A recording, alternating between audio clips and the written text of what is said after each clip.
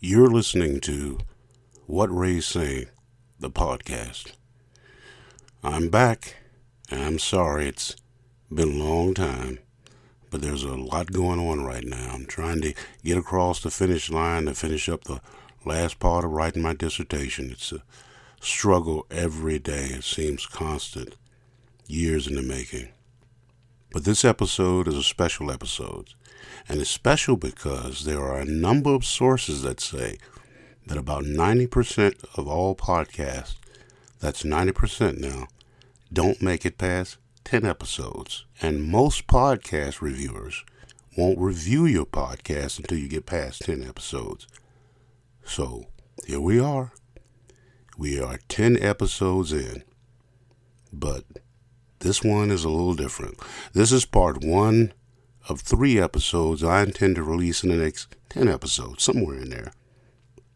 Not one after the other. I'm calling them collectively the Storyteller's Journey. You can learn a little bit more about me and how I got into storytelling, how I got into podcasting, from the start, the middle, and the reality of it. So, coming up. What's Ray saying? What's Ray saying? What's Ray saying?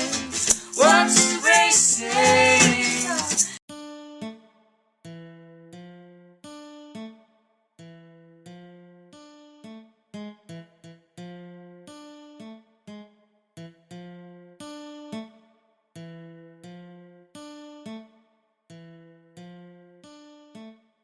From the source of all black knowledge, back from 2 weeks in Serenbe, Georgia, where I served as artist in residence, back on the mountain, in the final phases of writing my dissertation that is stressing me out, fighting the urge not to bite through my own arm, angry that my tom turkey got poached when I got back home, but maintaining self-discipline, but still keeping my weapon within arm's reach just in case.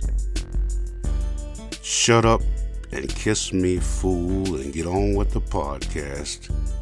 You're listening to What's Ray Saying, the podcast. I'm Ray Christian. Coming up, history, a story, and commentary. The Storyteller's Journey, Part 1. Next.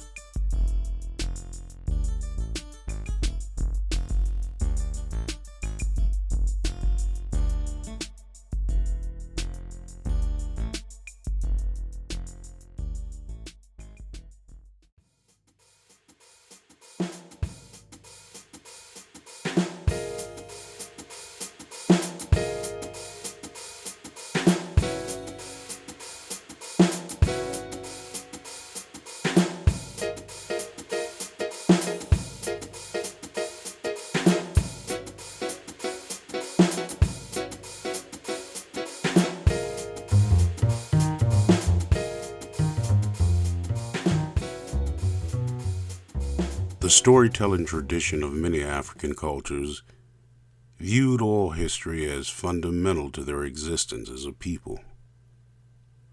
Entire families' histories were memorized, and significant events and people were memorialized in story form.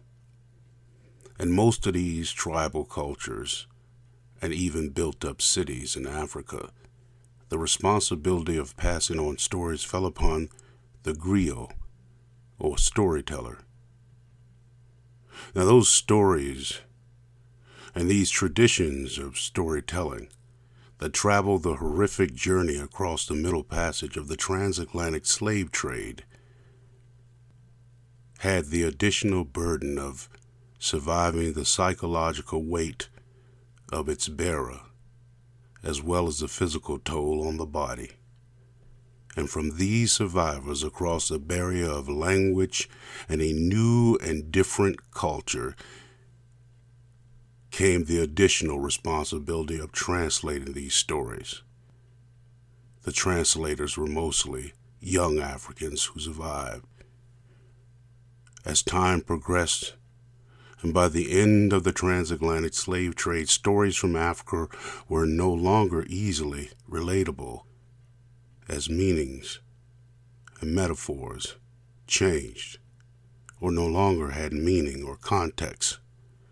And over the course of a few generations, and in some cases just a single generation, stories of the Africa past were lost, except in those rare and exceptional occasions.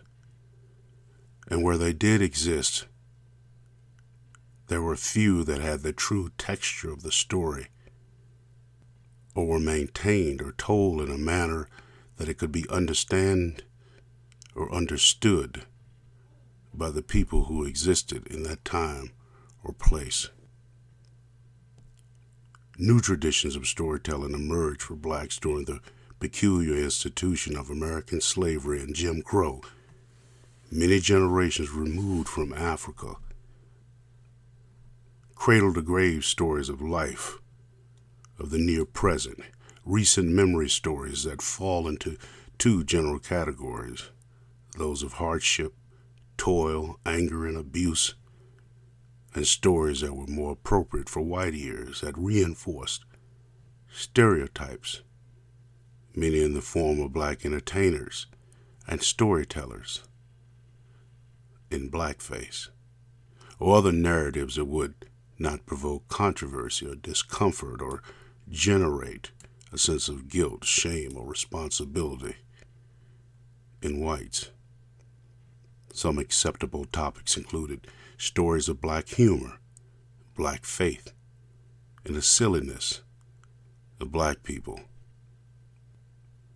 But over time, near the Harlem Renaissance, black storytellers in different forms began to reach back in the form of the written word, poetry, song, dance, theater. They began to tell stories that spoke of a deep and ugly truth about American society. Storytellers who had lived in the Jim Crow South and blacks from the segregated North told stories across a broad expanse, not only for each other's common experience, but to white ears as well. Stories that used to be taboo even in some black communities. Stories of black love, black concerns, black pain, and black pride. Now for some, not all, but many white Americans of this era, the sound or representation of life for blacks that was less than happy, thankful, and passive was a cause for concern, as it was believed that an unhappy black is an ungrateful black, and an ungrateful black is a non-patriotic black, and a non-patriotic black is a disrespectful black, and a disrespectful black is a scary black, and a scary black is a dangerous black, and a dangerous black, well, what does current history teach us about that? Further still, a new style of storytelling emerged during the 60s and 70s that sought to give blacks a greater sense of pride in their history. This type of storytelling seems to start in Africa, takes a big leap and loop and circle, and ends up back in contemporary America. In this new type of storytelling, there is a clear and not so clear absence of the middle period of black American history and experience in America. Missing is the 400 years of the Atlantic slave trade. Missing is the peculiar institution of American slavery, Jim Crow, widespread government-sanctioned discrimination. A storytelling phenomenon that selectively looks back to Africa as a continent in its greatest state, with stories that reflected African traditions of community, pride, and greatness. A history that includes black people who were kings and queens, the creators of civilization, music, dance, style, a people that reflected ingenuity, craft, intelligence, spirit, and understanding of the world, a people other blacks could have a connection with. Real history, imagined and reimagined through story. Now today, black storytelling takes on many forms, from the tradition of the griot and the style of Africa as it was imagined and reimagined, and that middle ground of storytelling that attempts to merge historic fact with historic pride. And there are personal narratives that tell not just the black experience, but the human experience as well.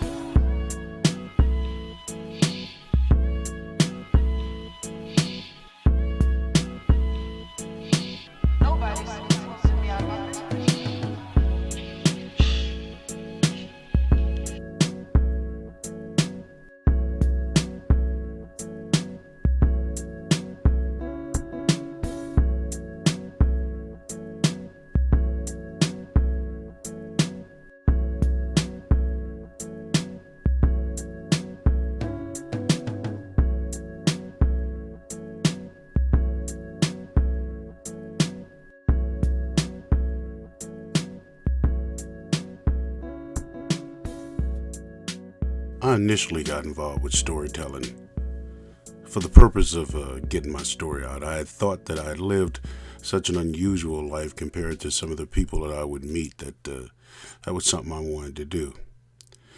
If I had to divide my life into segments, I would say the first part of my life is my time growing up in a southern black ghetto in Richmond, Virginia, a place called Churchill during the 1960s and 70s. And that in of itself could be broken up into three phases. And then it's my 20 years I served in the United States Army, and that could be broken up into several phases, from my beginning, the mid-career, into becoming an old soldier. Then the third part of my life, and that would be my time spent in academics. And that's, by academics, I mean going to school, teaching, staying in school, and, well, all three of those parts are all me. I am that black kid who grew up in the ghetto. I am that guy who served in the Army for 20 years as an enlisted man. I am a combat veteran. I was a paratrooper. That's me.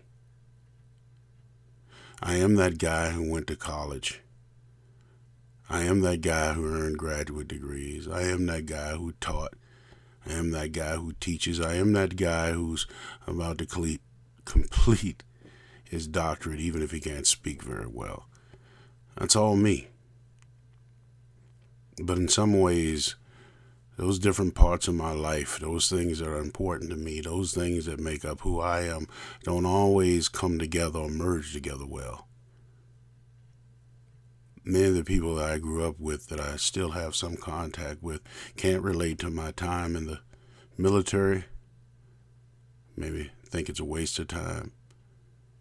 Many of the people I serve with in the military don't have a lot of respect for civilians who too scared or cowardly or have no respect for those who served. Many of those that I work with, and colleagues and academics, think that people who serve in the military are stupid, have no understanding of what it means to work by the sweat of your brow. But while I have a deep appreciation for intellectual curiosity, and I have a deep emptiness for not being part of the brotherhood I was a part of for 20 years in the military, and me never being able to forget where it is that I came from. All those things make up who I am. And those are the stories that I wanted to tell. Now, I was an avid fan of stories. I mean, the ones I used to hear on the radio, you know, all those national shows that have storytellers and stories. I figured I could maybe write something and about my life. I'd hear these stories, and I think that in my life, was sort of like that or different than that, and I started pitching these stories, shows.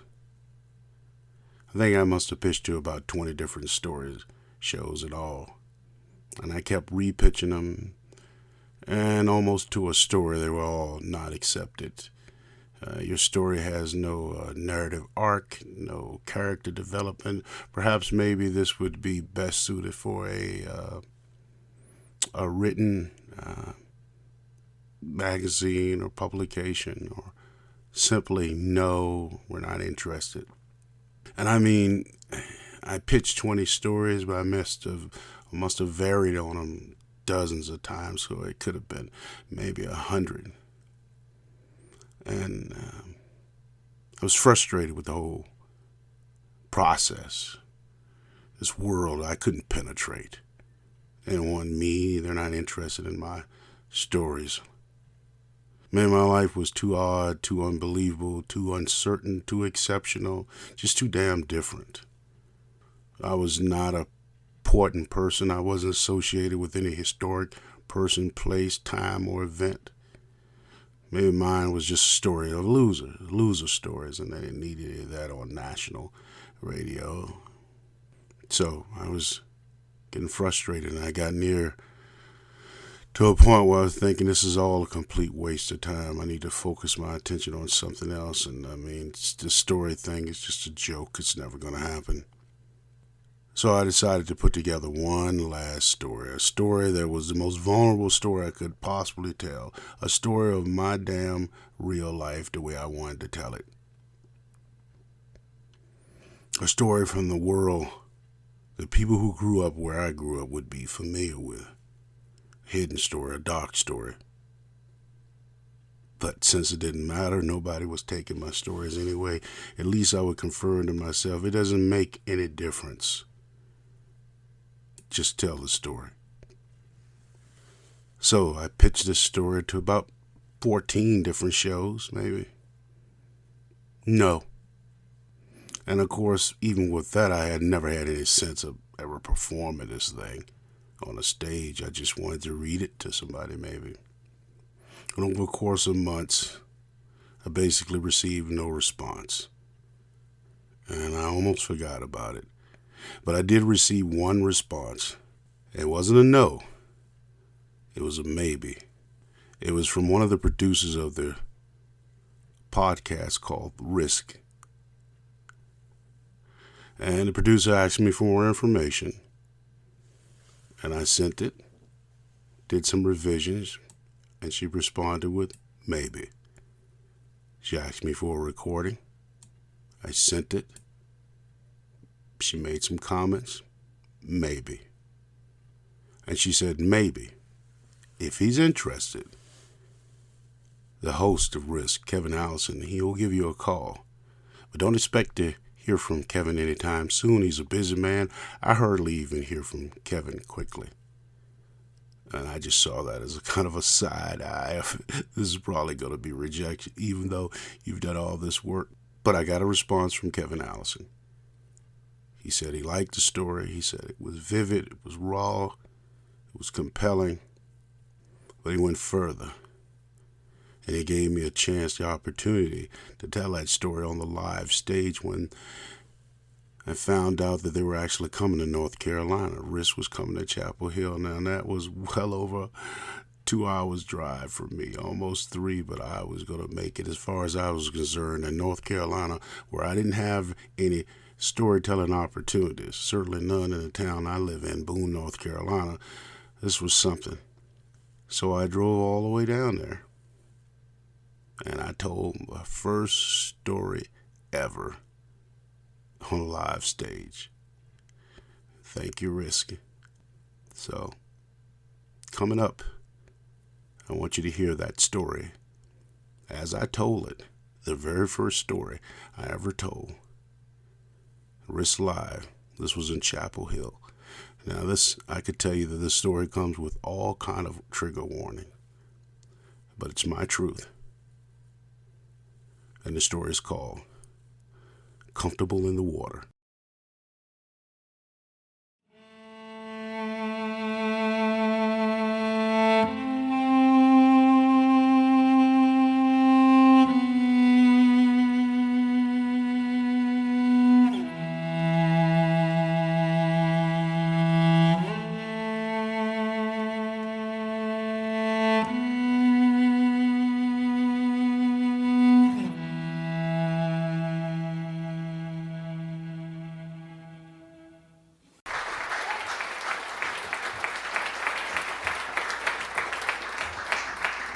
All right, so the black guy has to go last. No problem.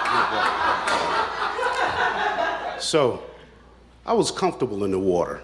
At least I was comfortable in the water for a black kid who grew up in an urban ghetto called Churchill in Richmond, Virginia during the 1960s and 70s. I was comfortable in the water because I liked to swim. I was comfortable in the water because I just enjoyed it. In fact, when I was 11 years old, I was the first black Boy Scout to win the mile swim badge. I loved to swim. I was comfortable in the water, and I had experiences like I damn near drowned in the pool. I damn near drowned in the lake. And I damn near drowned in the James River. Now, I spent a lot of time on the James River because I love to fish. And I was always looking for that special honey hole and these little islands that existed out in the middle of the river. And so I would take the chance to try to walk out there, swim out there, but I must have slipped and busted my ass probably a couple of dozen times. I've been taken away by the current. I got stuck on log jams. I got my ass cut up by branches. But over a period of time, I got comfortable and confident in my ability to do this, so it wasn't such a problem. But the thing is, river water is not like pool water, that sanitary chlorine taste to it. And it's not like salt water, that's a little more natural. No, river water has a nasty, dangerous texture and feel to it. You know, if you're not used to it, it could be really shocking. Now, Churchill was the kind of place where my nighttime lullaby was the sound of passing freight trains. It was the sound of sirens and the sound of an occasional guy on the street going, "What's up, motherfucker?" Churchill was the kind of place that had hundreds of abandoned dogs and cats that roamed the streets aimlessly. It was nothing to see a dead dog or cat on your sidewalk, on the curb, or in an alley, swollen and bloated with maggots. Churchill was the kind of place where the insane and crazy could walk the streets, talk to themselves, threaten people, and nobody really gave a damn. Now, I was the kind of kid who was socially awkward, didn't have a lot of friends. I walked funny. I moved funny. There was something about my persona that made me a target. So every thug, every hoodlum, every badass, every gangster wannabe who wanted to kick somebody's ass for fun or practice, they came to me. I had a big ass target on my head. Now, I wasn't a little guy. See, I was athletic. I was in good physical condition, but I was passive. And I wanted to avoid violence at all costs. But I loved animals. In fact, I loved animals so much, if I found a wounded dog or a wounded cat or a bird with a broken wing, or I found turtles from the river, I brought them home. But of all the animals I had a chance to collect, I loved pigeons most of all. Now, there was a small pigeon culture in Churchill, and the whole thing about owning pigeons is, a pigeon has the ability to get away from you, but he comes back, and he goes away, and he comes back, and he goes away, and that's a damn wonderful thing. You got to love that. Now, the only place in Richmond that was worse than Churchill was a place called Fulton. And if Churchill was a toilet bowl, then Fulton was the corn-impregnated swirl of shit at the bottom of the thing. Fulton was the kind of place where people also abandoned dogs and cats, and cars, and trash, and junk, and an occasional dead body. Fulton was the kind of place that flooded every 3 to 5 years, so it had a constant smell of mold and mildew into the air. Now, what drew me to Fulton was the fact that I had a friend who was handicapped, and he was into pigeons in Churchill, and he had people that lived down in that area. And my sister Janice lived down there too, and it was close to the river, so it gave me an opportunity to go down there. But more importantly, the pigeon guys down there, there was a much, much larger culture of guys that raised pigeons. Now, this group of pigeon guys, it varied from about 5 to 8 guys at any one time, But the three main characters as a group was a guy named Lester. Had a lot of gaps in his teeth, and he was prone to slobber a lot. And he was interested in all things criminal and all things sexual. He used to brag to me about that he had raped an old woman. He bragged about having molested little schoolgirls. He bragged about having forced anal sex on small boys. The other guy in the group was Smitty. He's kind of chubby, dark-skinned guy, and he pretty much stuck to everything that Lester would say. Lester farts, he says it's fucking music. Lester says ass, he goes, ass. Then there was Donnie. Donnie was shaving in middle school. I don't know what damn grade he was supposed to be in for sure. He lived with his grandmother, who probably had some kind of dementia, so she didn't know much about his comings and goings from home. And Donnie spoke funny. For example, if you said something to him like about food, he might say, "Motherfucker, food fucking hungry as a motherfucker, man." But you couldn't tease him. You couldn't ask him a question like, "What did you say?" He would go, "Motherfucker, you hurt when you teasing me, motherfucker." But I saw Donnie strangle a kid into unconsciousness for his milk money. So he wasn't a guy to be played with. When we were all together and we were throwing our pigeons up into the air to make them flip, but I'm assuming there's a lot of intellectuals in the crowd, so you don't know shit about pigeons. So let me explain this to you. You got homing pigeons that fly for distance and time and speed, but that's not what we were into. We were into a type of pigeons called rollers, and what they would do is they would flip almost to the ground. And in order to encourage them to do that, we would start screaming and hollering and slapping our hands, and the birds would flip. And in that moment, I never felt like I had so many friends in my damn life. I felt part of the group. I was part of those guys. I never been so damn happy. But being friends with these guys came with a price. And that price you had to pay is you had to accept everything that they wanted to put upon you. Some of the games they like to play, they'd always want to grab each other around the ass and just start humping on you. Especially the little guys, grabbing them around the waist, humping on them. A couple of times they did it to me. I remember Lester saying to me one day, "Hey Ray, you ever been fucked in the ass?" I said, "Hell no." But then I started noticing I was getting way too much damn attention from this guy. I remember one particular incident where we were all standing outside of an abandoned building, and Lester and Smitty took one of the smaller boys inside. We all stood outside. We know why. And we could start to hear the sounds of slapping skin. Sounds of, oh no, oh. We looked around.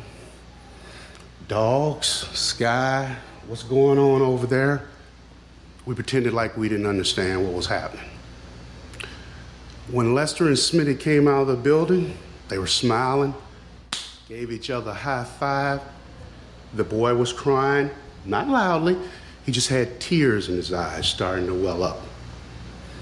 Nobody in the group said anything, and I didn't say a damn thing. Later, there was an incident where we went into an old abandoned factory building, and what we were trying to do was look for pigeons. And I was working my way up in the rafters.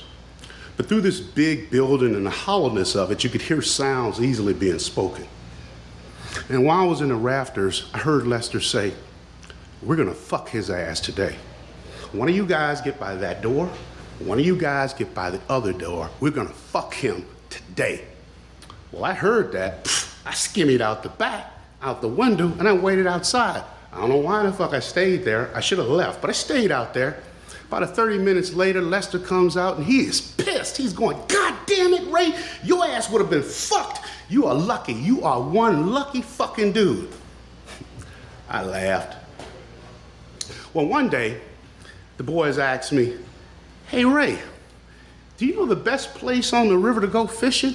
Oh shit, I was glad to hear that because finally they took their mind off my booty and we're talking about shit I could relate to. So we get down to the river and I'm just to walk in and I'm excited and I'm going, yeah, there's an old abandoned dock over there and there's some stuff over there and there's habitat over there and you can catch a lot of bass right there and this would be a great place to fish right there, and I'm just to walking, but I noticed before I almost step in the water that no one's talking to me. No one said a word to me.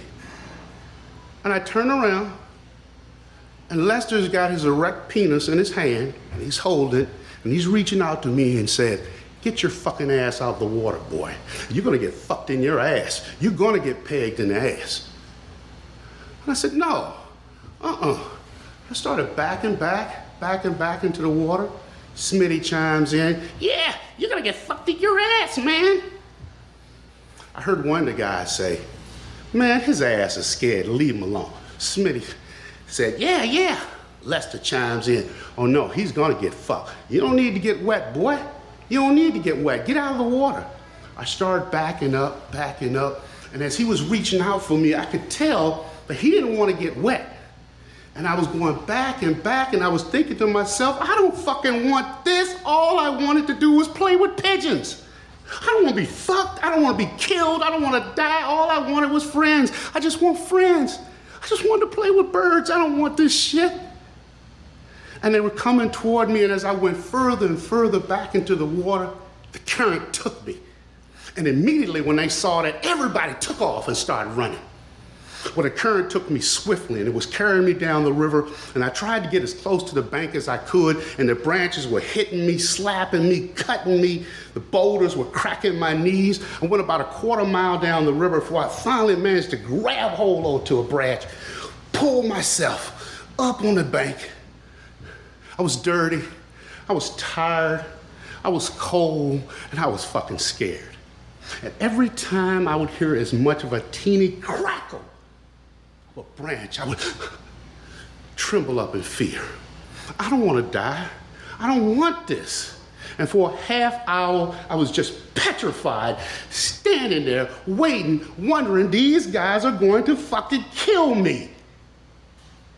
After about a half hour, I didn't hear anything else. I managed to crawl out of there, dirty, wet, and nasty. I made my way across the lot, back up to Churchill, into the neighborhood, and some nut or bum sees me and goes, hey, boy, what are you doing wet? You look like shit, you know, you love the water, whatever. I said, man, yeah, I'm comfortable in the water. But you know, after that happened, I got the word that the guys thought I was dead. But later they found out I wasn't dead. And once they found out, they wanted to kill me. But I didn't want to go back to Fulton anymore to try to avoid them. And since that time has passed, I've often tried to reflect on the sexuality of these guys. See, in the place and the time that I lived, if these guys had sodomized me, it would have been my own fucking fault. No one in my community would have sympathized me. You see, because a boy, that shit couldn't happen to you unless you wanted it to happen. In the warped psychology that existed in my culture, the penetrator, he's not gay. The receiver is gay. The ability to take a man and force your sex on him, that's macho. Nothing gay about that. That's warped. And since that time, I learned to understand that being gay don't have a damn thing to do with who's doing what, who's pitching, who's receiving, who's dom, who's submissive, who's aggressive. Doesn't mean shit. It defines the nature of the relationship between two people of the same sex, love each other and comfortable in that context. But I couldn't understand that then. In the context of the place that I lived, I'm gay. Be comfortable in your water. Thank you.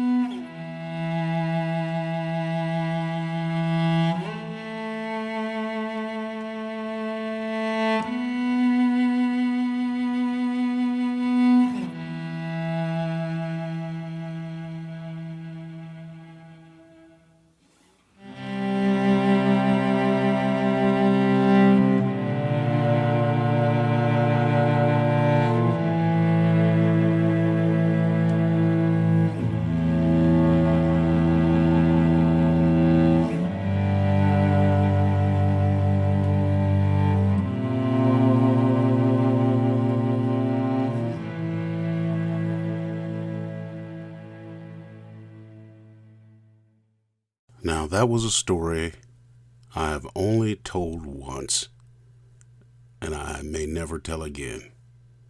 And that was almost 4 years ago now, or like 3.5 years ago. It just took so much out of me. Now, that was episode 1 of 3 episodes that'll be released somewhere over the next 10 episodes. Those 3, that's one of the storyteller's journey. Next, on the next 2 episodes, we'll explore what it is to be successful in storytelling, what that means, and what happens when you do get some success. Learning how to podcast has not been easy for me. It's not easy when you're the engineer, the editor, the host, and the researcher. But that's okay. I'm learning, and thank you for hanging in there with me. But this one is done. Spread the word. A self-supported podcast like this with no sponsors is not easy to make. This is still a love podcast. It doesn't make money. It costs money. But I'm very, very grateful for those few, small, and gracious and kind listeners who did decide to reach out and support the podcast. Thank you. We're holding those funds in a special account, grinding out those pennies of interest, not wasting your faith in me at all. And we'll see how long this podcast can be sustained on love alone. Maybe I haven't given you enough, so for right now, a side hug of support is good enough. This podcast is produced by me with help from Dr. T. Follow us on Facebook and Twitter at whatraysaying.com. Let me hear from you with your questions, your thoughts, your feedback. I want to hear from you. I need to hear from you. Because without you, there is no podcast. Tell your friends. Tell your family. And as always, thanks to the amazing B.H. Gordy Brooks for all the original beats on the podcast. Animal feed is not cheap. Until next time.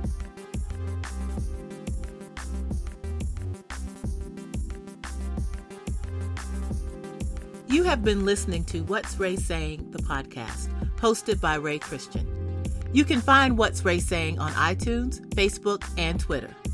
If you've got comments, questions, or feedback, you can always reach us via Facebook or by emailing whatsraysaying@gmail.com. Ray says each episode is made with love, fatback, chicken feed, and fresh mountain spring water, but none of these are legal tender according to the electric company. To help this listener-supported podcast pay the bills and keep producing episodes like the one you just heard, you can click on our Donate tab on Facebook or go to paypal.me/whatsraysaying. Tell a friend or 2 or 12 or 20 what you just heard on What's Ray Saying, the podcast. Until next time.